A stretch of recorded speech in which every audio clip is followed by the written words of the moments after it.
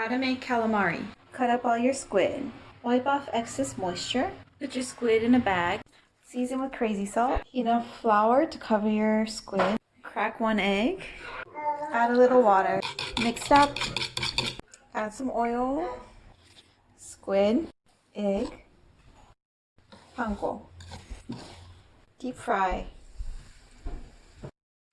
If you can hear it popping and it turns brown, it's done. Here it is. Look how much we made. It was so easy.